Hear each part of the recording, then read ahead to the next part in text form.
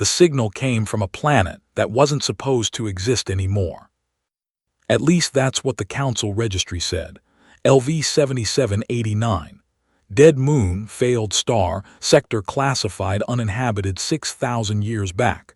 Not a single transmission, not a particle trace. The silence had lasted 13,000 years. Thessaly Vorn gripped the drill handle with her left hand. The fingers were scar tissue, ruined in a cave-in on Veth 23 years ago. They couldn't feel temperature anymore. She used them anyway. The ceramic flask at her hip held sour tea, brewed too strong, the way her grandmother had taught her 89 years before she died. The glaze was cobalt, the neck wrapped in copper wire. A hairline crack ran from the base to the shoulder, born in that same cave-in. It had never leaked. The crater was 3 kilometers across, 400 meters deep. Basalt walls, black and fine-grained, swallowed the light from her suit lamps. The air in her helmet smelled like recycled plastic and her own breath. She had been drilling alone for 11 months. 3 failed digs before this one. 47 years in the rim. 11 months of funding left. At 278 meters, the drill bit stopped.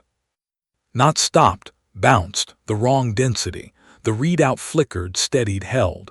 She pulled the bit back and ran the sonar wand down the shaft. The return came back clean. A shape, 847 meters long, 12 meters below her boots. Not rock. Thessaly touched the scar on her left hand, pure reflex. The hand had no sensation, so the gesture meant nothing to her body. Her mind knew what it meant. She did not call it in, not yet. She sat on the basalt ledge, unscrewed the flask, and drank the tea cold.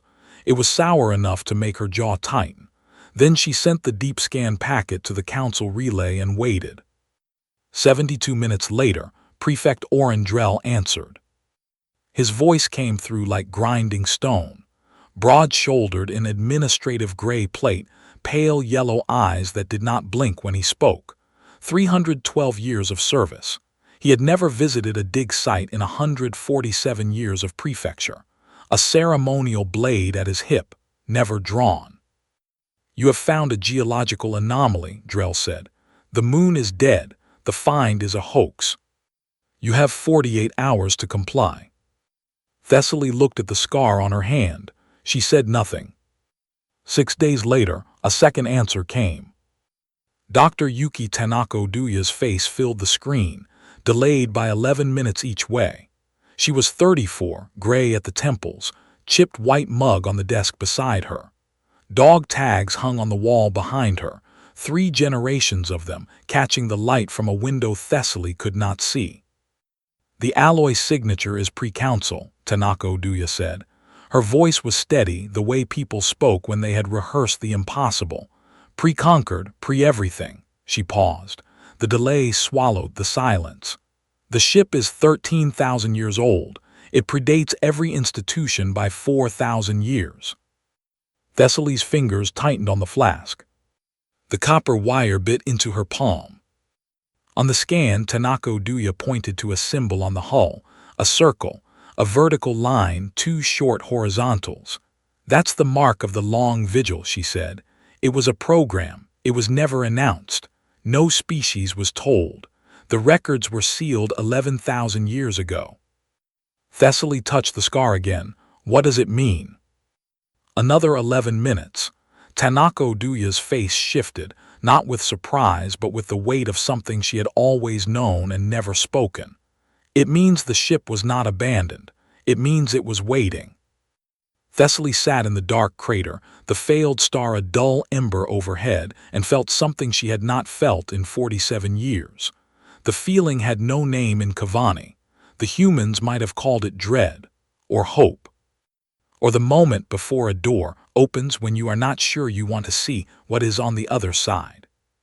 She reached for the carafe at the edge of her portable console and poured a half cup of water she did not drink.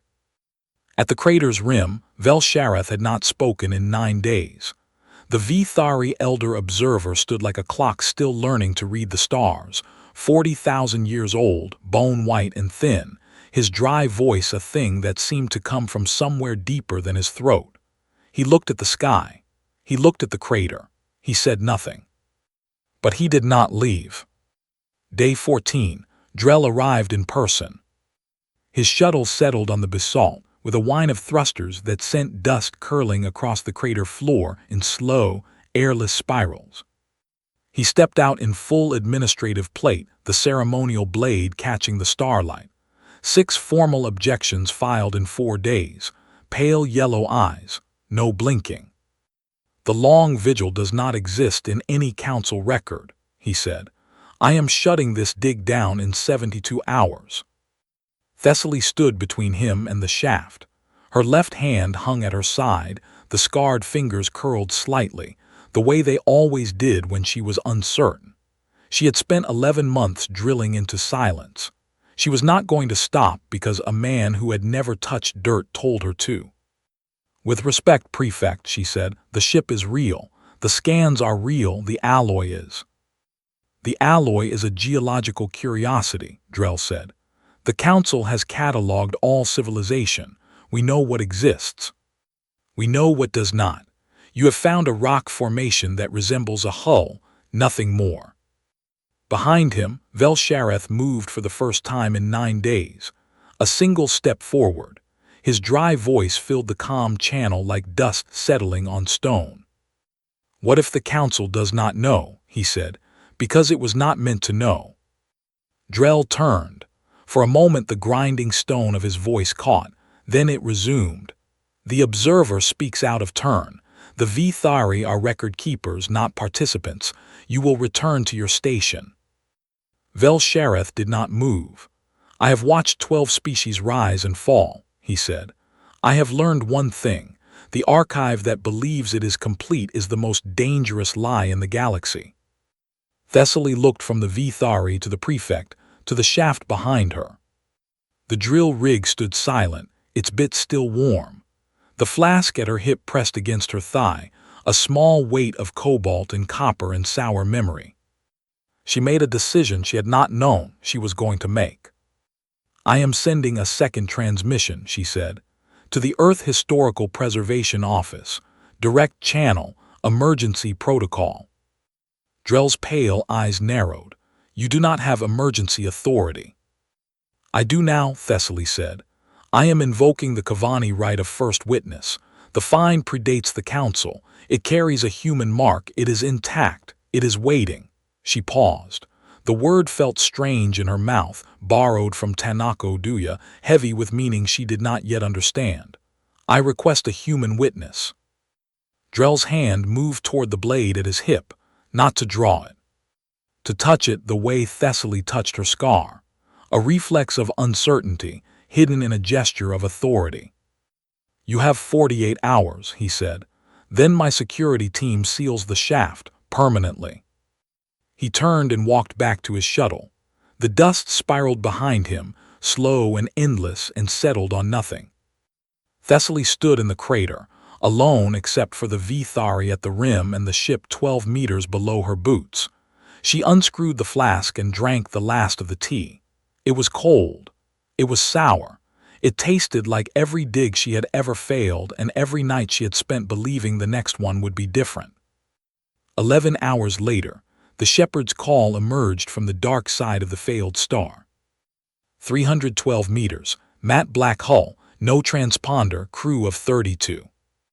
It moved like a shadow that had learned to hold its shape, sliding into orbit above the gray pearl of LV 7789, with the silence of something that had never needed to announce itself. Commander Eli Voss was 41, 19 years in the fleet, frayed cuffs on his duty jacket, hands that did not shake when he looked at the crater on his screen, the shaft, the symbol on the hull. "The long vigil," he said, not a question, a recognition. His shuttle descended alone. Thessaly watched it settle on the basalt, the matte black skin drinking the starlight. The door opened. Voss stepped out. He was not tall. He was not broad. He looked like a man who had spent his life waiting for a signal most people had forgotten could exist. He looked at the shaft. He looked at Thessaly. He looked at Velshareth. still standing at the rim, still silent. "The panel," Voss said. "Show me." Thessaly led him to the shaft. The drill rig had been moved. The hull lay exposed, black and ancient, the symbol etched into metal that had waited 13,000 years for eyes that could read it. The recessed panel was 12 meters below, set into the hull at ground level, 30 centimeters across. No handle, no keypad, just the circle, the line, the two short horizontals. Voss knelt. He removed his glove. His hand was pale, unremarkable, the fingers of a man who had never held a shovel but had held something harder. Orders. Silence.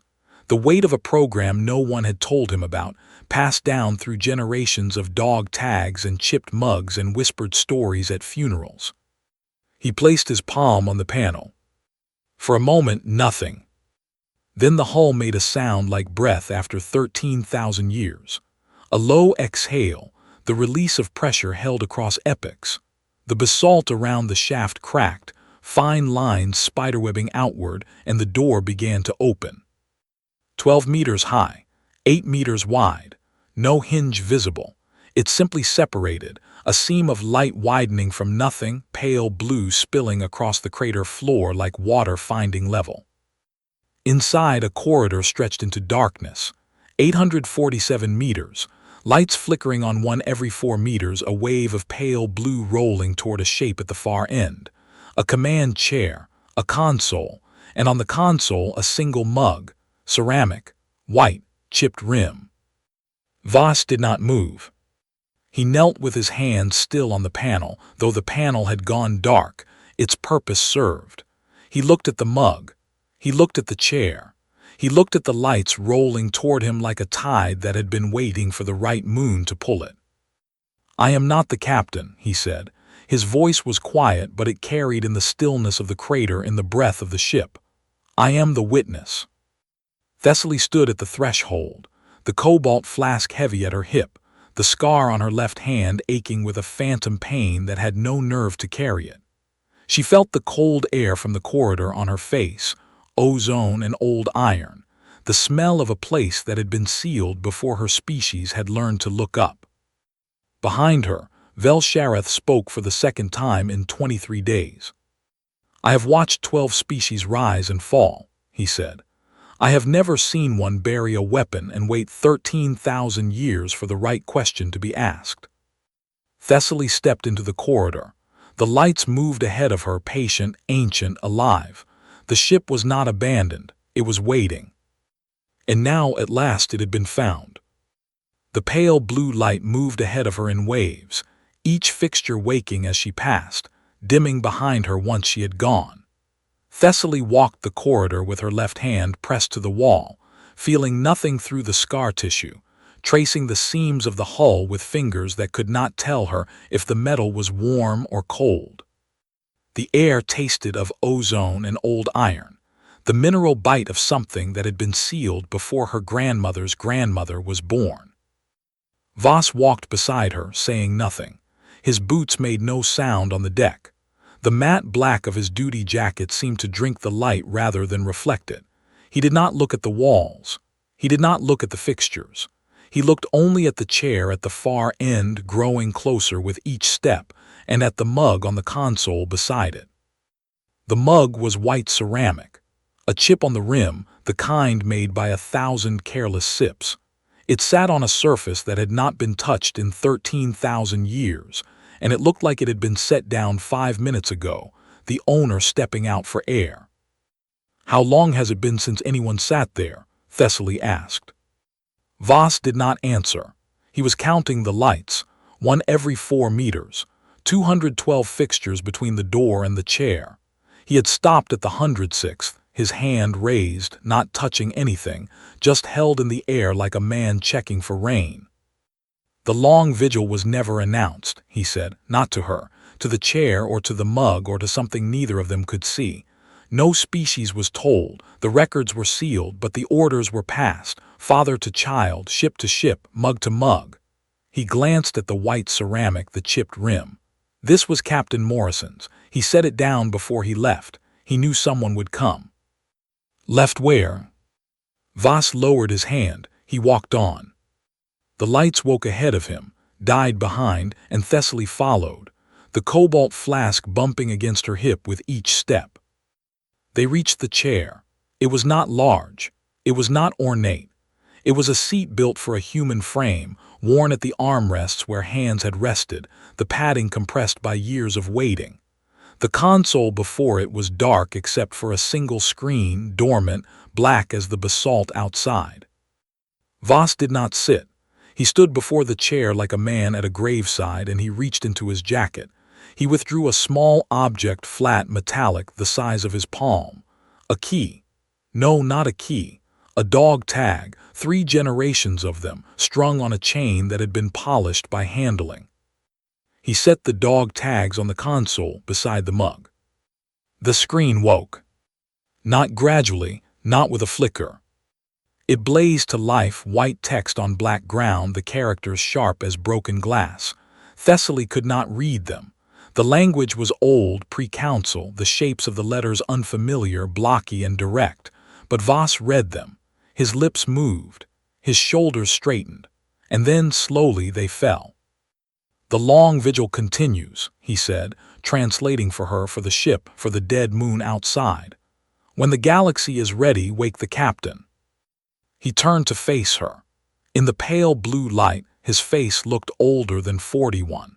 It looked like the face of a man who had inherited a weight he had not known he was carrying until this moment. "I am not the captain," he said again. "I am the witness. The captain is whoever sits in that chair when the galaxy needs them." Thessaly looked at the chair. She looked at the mug. She looked at the dog tags, 3 generations of names she would never know, lying on a console that had waited longer than her species had existed. "And if no one sits?" she asked. Voss did not answer. He reached out and touched the screen. The text vanished. In its place, a star map bloomed. Thousands of points of light, white and red, scattered across a spiral arm Thessaly recognized. The council space, the rim, the dead zones and the failed stars, and the places the registry called empty. 2,400 stars in white, 847 in red. "The white are the watched," Voss said. "The red are the waiting. This ship is one of the red. There are others." Thessaly felt the breath leave her, not because of the numbers. Because of what they meant. 847 ships, 847 chairs, 847 mugs, perhaps, set down by captains who had walked away knowing the galaxy was not ready, trusting that someday it would be. "How many have woken?" she asked.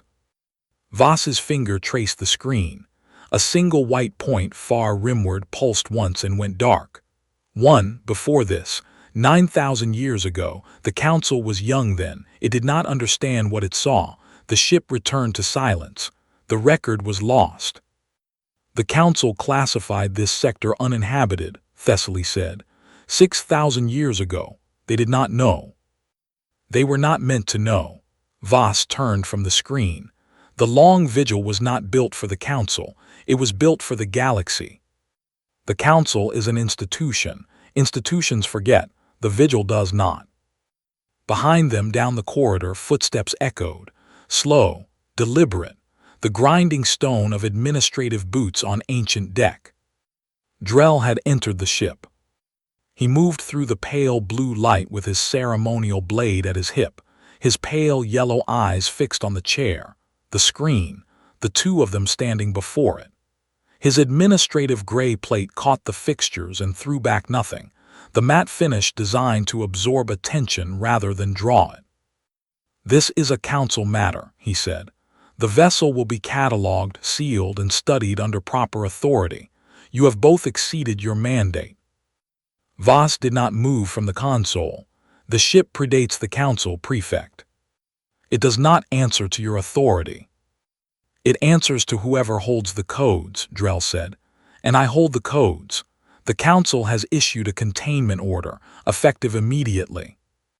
He reached for the console. His hand, broad and armored, moved toward the screen where the star map still glowed, red and white, the secret heart of a program older than his institution.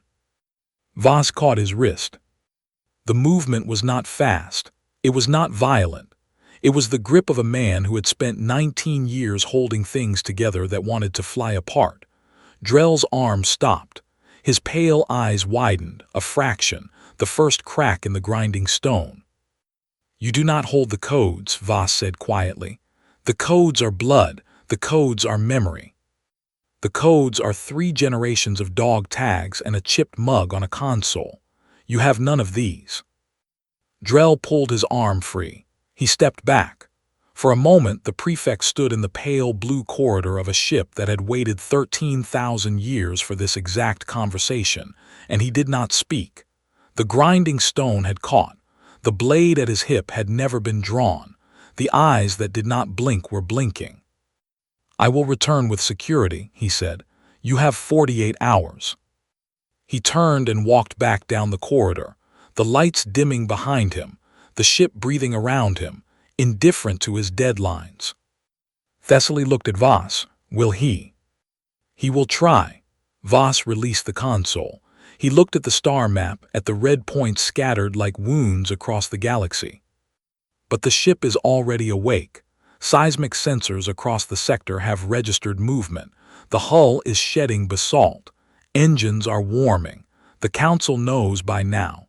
847 species are watching the feed. 847 species. One for each ship, one for each vigil.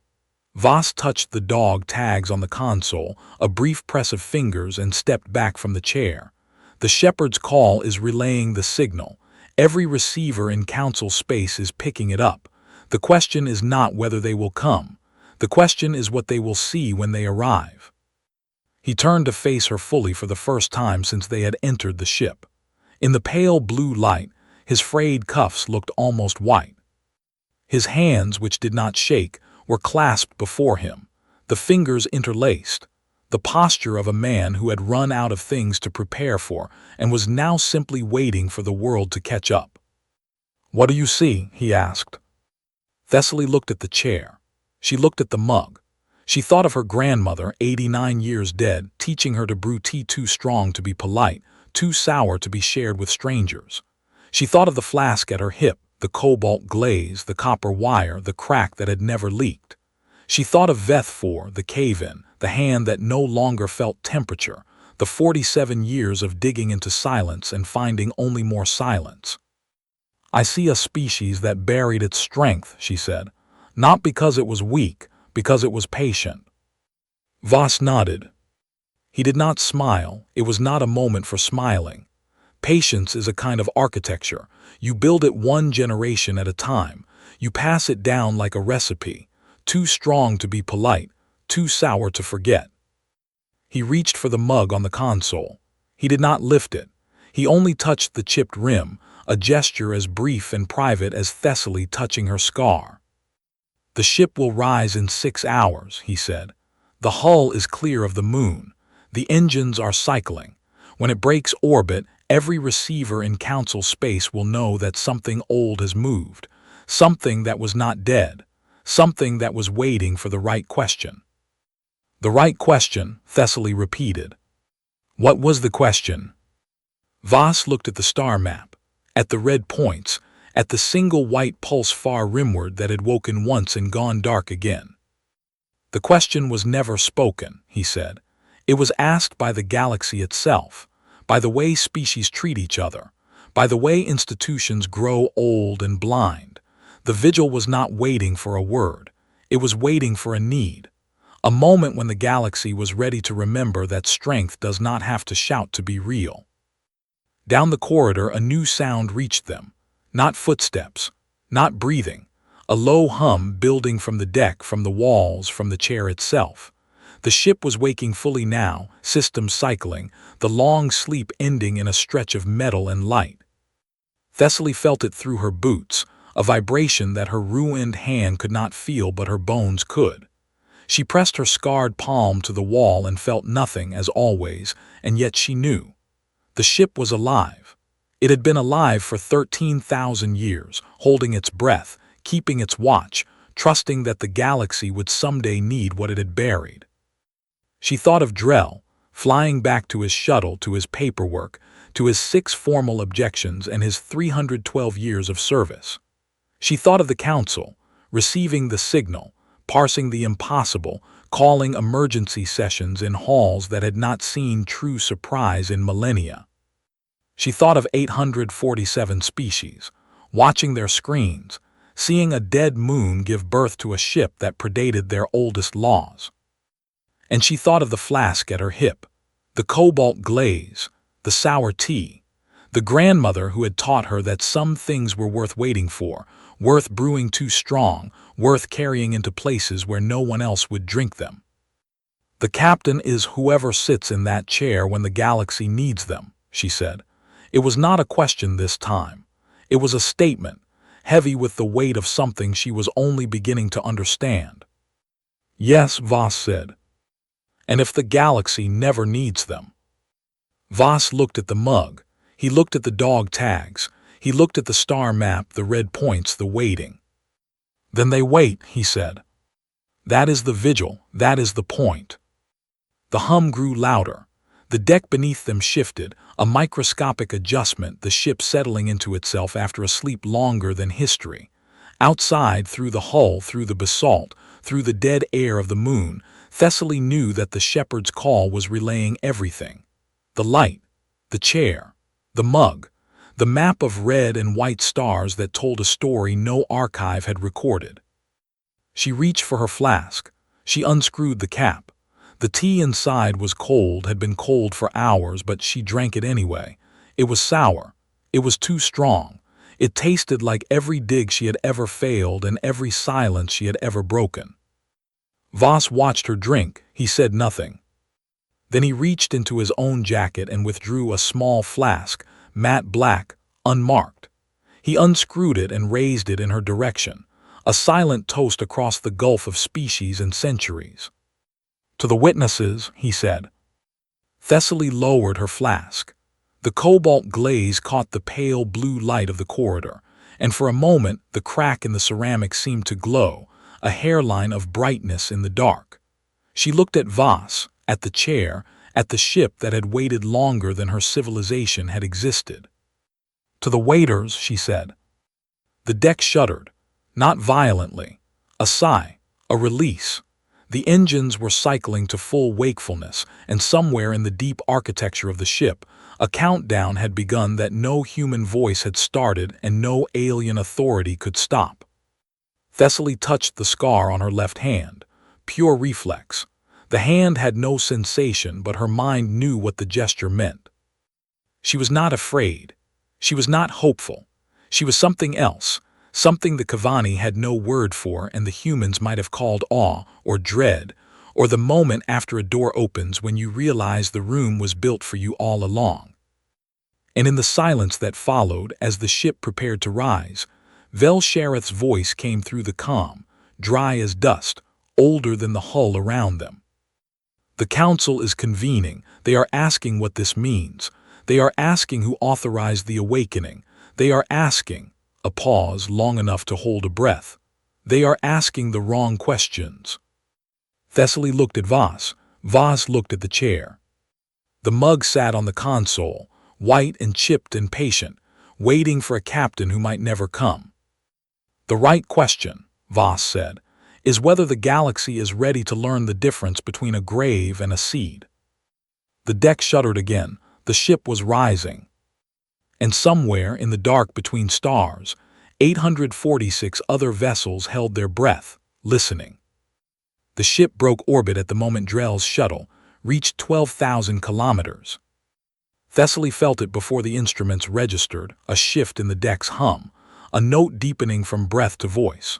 The basalt of LV 7789 had finished shedding. The hull, black and ancient, turned its face to the dark, and the dead moon gave up its secret without complaint. Seismic sensors across the sector, dormant for millennia, woke long enough to record one final tremor, not an earthquake but a birth. On the bridge of the Shepherd's Call, Commander Voss stood at a viewport that had never been designed for human eyes.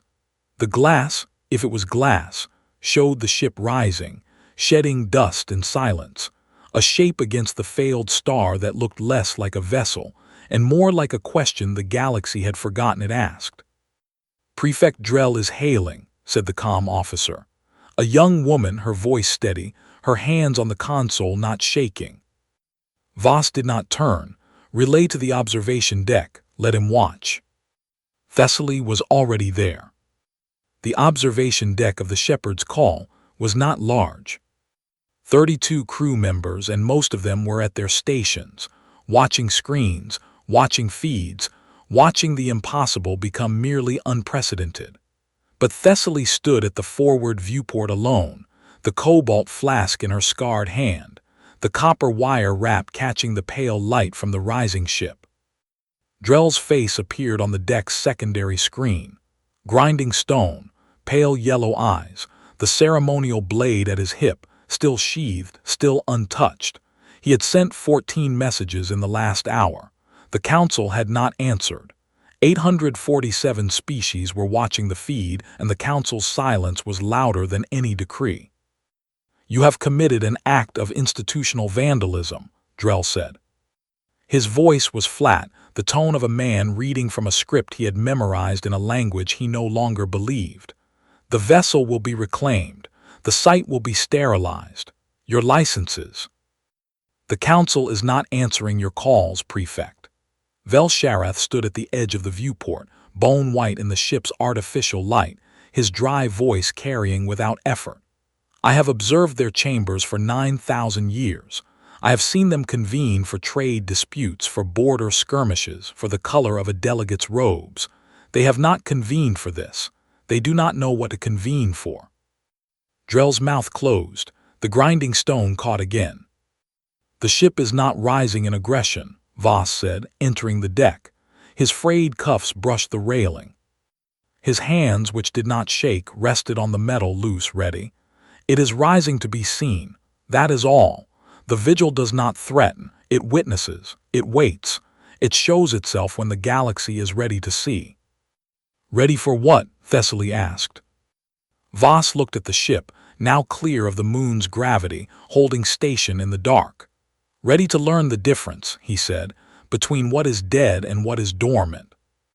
The comm officer's voice cut through the deck, sharp with something that was not alarm but was close to it.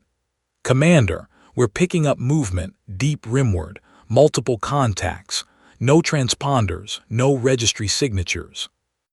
Voss turned. For the first time since Thessaly had met him, his hands moved.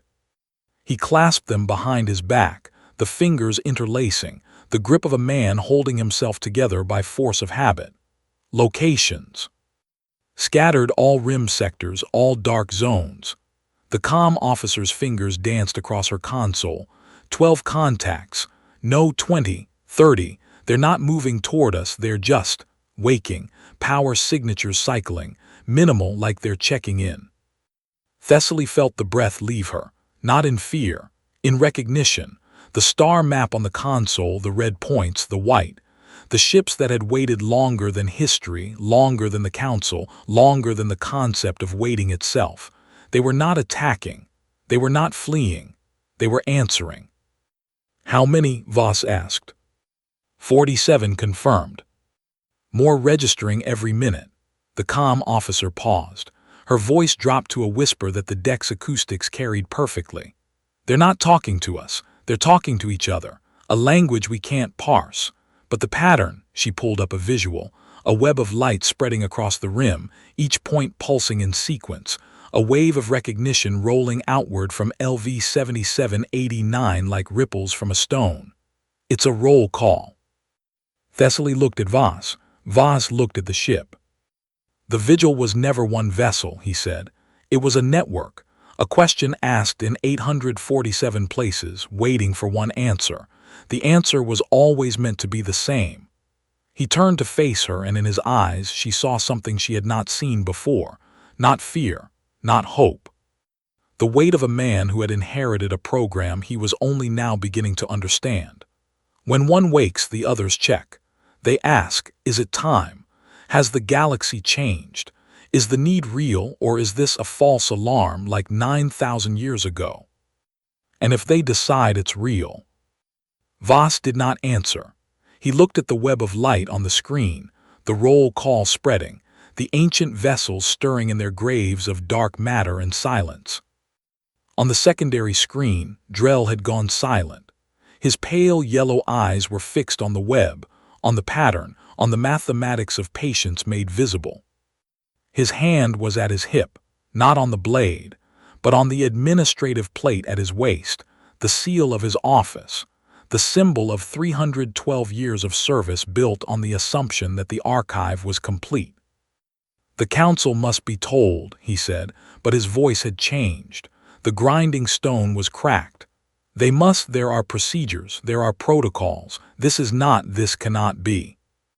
"This is exactly what it is," Velshareth said. "You have spent your life filing objections to anomalies, Prefect. You have never seen the anomaly itself. Look at it. It has been here longer than your procedures, longer than your protocols, longer than the Council's oldest law. It does not need your permission to exist." Drell's hand fell from his seal. He looked at the viewport, at the ship hanging in the dark, at the web of light spreading across the rim like nerves firing in a body that had been asleep for 13,000 years.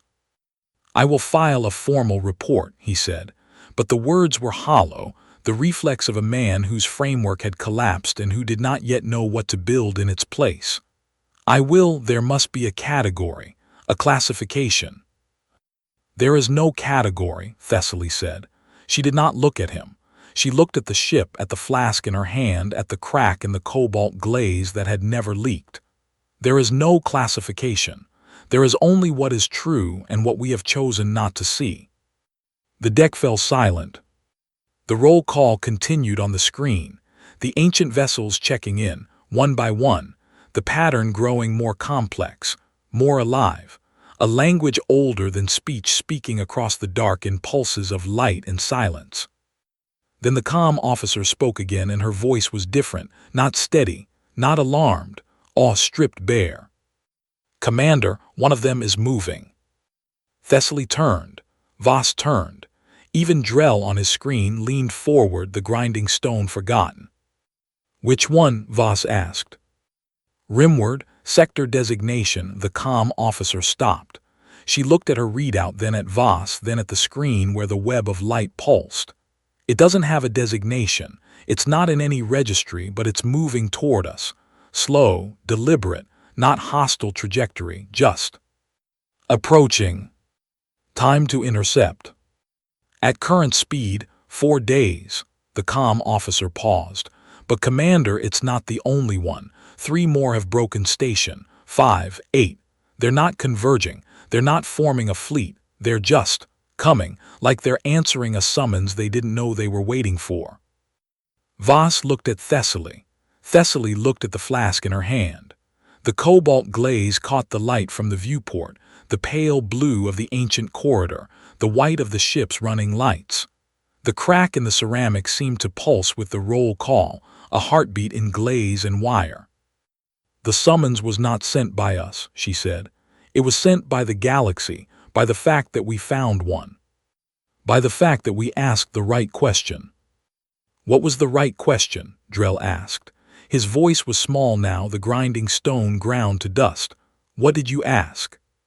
Thessaly turned to face the screen.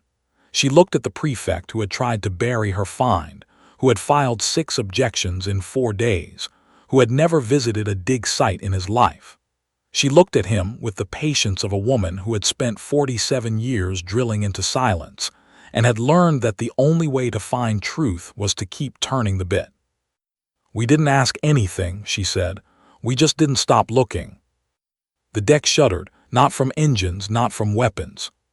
From the ship outside, the ancient vessel that had waited 13,000 years, sending a signal that the shepherd's call's instruments could not fully parse, a harmonic that resonated in the bones of every living thing on the deck.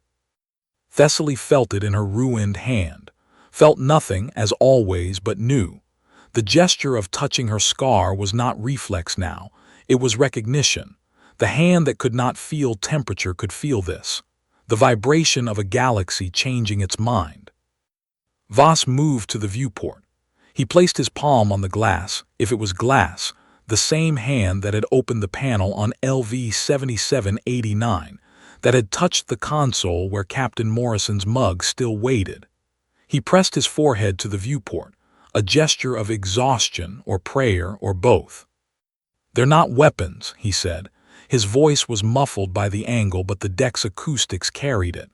"The Council will think they are. The species watching will think they are. But they're not. They never were. They were questions, buried in 847 places, waiting for the galaxy to be ready to hear the answer." "And the answer?" Thessaly asked. Voss turned. His face was lit by the viewport, by the ship, by the web of light spreading across the rim. He looked older than 41. He looked like the inheritor of a weight that had no measure in years. "The answer is that we are still here," he said, "that we did not forget. That we buried our strength not because we were weak, but because we believed the galaxy would someday need to know that patience is a form of power too." The comm officer's console chimed. She looked at it, then at Voss, her steady hands finally showing a tremor. "Commander, the approaching vessel, it's hailing. Not the shepherd's call, not the council relay. It's hailing the ancient ship directly," and she stopped. Her eyes widened. "The ancient ship is answering." The deck fell silent, the roll call paused, the web of light held its breath. And from the ancient vessel, from the ship that had waited 13,000 years in the dark of a dead moon, a single transmission beam lanced out across the void. Not words, not data, a signal, a pattern. A language older than the council, older than the conquered, older than the concept of diplomacy. A question, asked and answered in the same breath. Thessaly looked at Voss. Voss looked at the ship. Drell's screen had gone dark, not cut off, but silent, the prefect staring at something his administrative framework had no room for. "What does it say?" Thessaly whispered. Voss listened. The comm officer listened. The shepherd's call listened, every receiver tuned to a frequency that had not been used since before the council's founding. Then Voss spoke, and his voice was not his own. It was the voice of 3 generations of dog tags, of chipped mugs, of sour tea brewed too strong and stories whispered at funerals. "It says," he said, "the vigil continues, the galaxy is ready. Wake the captains." The deck shuddered again, not from the ship, from the galaxy itself, from the web of light, from the 846 other vessels that had waited in silence for 13,000 years, receiving the answer they had buried themselves to ask. And on the screen the roll call changed, the pattern shifted. The red points on the star map, the waiting vessels, began to turn white, one by one, not all, not yet, but enough. The galaxy was learning the difference between a grave and a seed. Thessaly set the flask on the railing of the observation deck. The cobalt glaze caught the pale blue light of the ancient ship, the white of the waking vessels, the dark between stars where the roll call spread like a tide. The tea inside had gone cold long ago. But the vessel was still whole. That was the point. She touched the scar on her left hand, pure reflex. The hand had no sensation, but her mind knew what the gesture meant. She had spent 47 years looking for silence and had found a chorus. She had dug into a dead moon and found a seed. Behind her, Vel Shareth spoke for the 3rd time since they had met. "I have watched 12 species rise and fall," he said. "I have never seen one bury its strength and wait 13,000 years for the galaxy to ask the right question, but I have also never seen the galaxy ask." He paused. The dry voice carried no emotion, but the pause held something older than feeling. "Until now." The ship outside the viewport turned, not toward them, not toward the council. Toward the rim, toward the dark, toward the vessel that had broken station and was approaching with the patience of something that had never learned to hurry. It moved. The shepherd's call did not follow. The council did not follow. Only the ancient ship and its answering kin, moving through the dark like whales through deep water, like seeds through soil, like questions finally finding their answers. Thessaly watched it go. She did not speak. There was nothing to say. But she left the flask on the railing, the cobalt glaze, the copper wire, the crack that had never leaked. She left it there, a message in a language no archive recorded, a testament to the fact that some vessels outlast their contents. The ship vanished into the dark. The roll call continued. The galaxy changed its mind slowly, the way galaxies do. And somewhere in a chamber older than history, a chipped white mug sat on a console, waiting for a captain who would come when the need was real. Not before. Not after. Exactly when the galaxy needed them. Thessaly stood on the observation deck for a long time after the ship vanished. The roll call continued on the comm officer's screen, a web of light pulsing in the dark, but the ancient vessel was gone.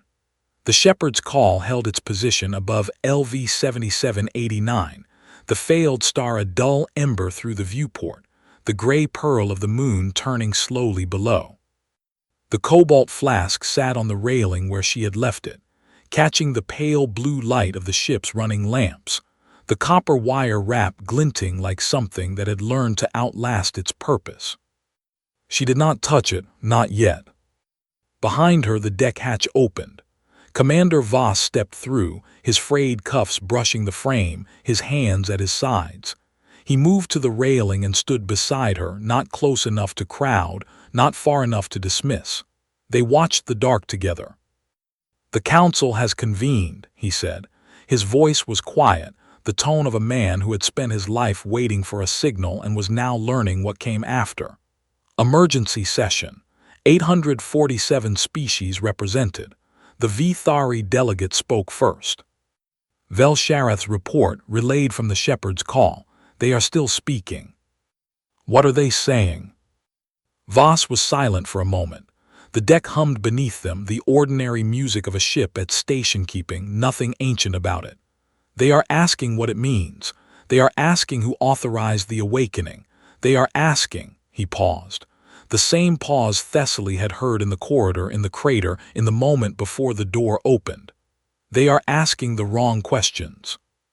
Thessaly nodded. She had expected this. The council was an institution, and institutions asked institutional questions. Who was responsible? What were the protocols? How could this have happened without proper filing? The grinding stone of Orin Drell, multiplied across a galaxy of administrators who had never touched dirt. And Drell, she asked. Recalled to Corvathi Prime, administrative review, his objections have been entered into the record.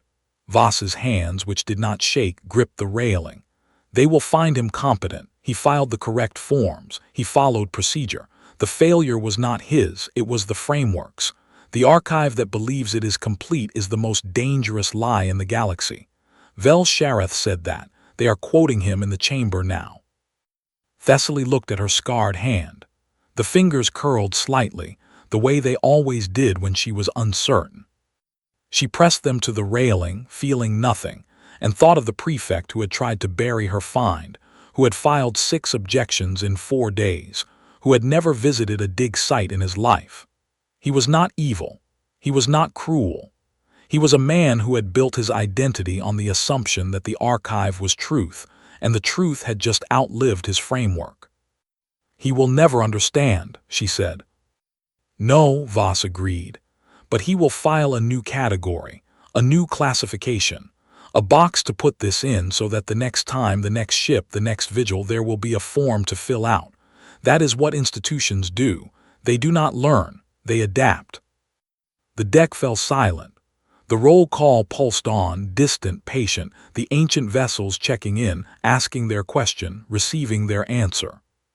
Thessaly thought of the star map, the red points turning white, the galaxy changing its mind one vessel at a time. And you, she asked, what will you do? Voss looked at the dark where the ship had gone. I will return to the rim. The shepherd's call has other stations, other silences to listen to. The long vigil continues. It does not end because one ship woke. It continues because the need is real, and the need does not vanish because a door opened. He turned to face her. In the pale light, his face looked younger than it had in the corridor, the weight of inheritance shifting into something he could carry. But I will remember this. The crater, the flask, the way you stood at the threshold and did not run. Thessaly did not answer. She reached for the flask on the railing. Her scarred fingers closed around the copper wire wrap, the gesture familiar, the weight of it a comfort she had carried across 47 years of rim digs and 3 failures, and the silence of a dead moon that was not dead. She unscrewed the cap. The tea inside was cold. It had been cold for hours, for days, for the length of a vigil she had not known she was keeping. She drank it anyway. It was sour. It was too strong. It tasted like her grandmother's kitchen, like the cave-in on Veth 4, like every night she had sat in a crater and believed the next dig would be different. Voss watched her drink. He did not speak. Then he reached into his jacket and withdrew his own flask, the matte black one, unmarked. He unscrewed it and raised it, the same silent toast they had shared in the corridor of a ship older than history. "To the witnesses," he said. Thessaly lowered her flask.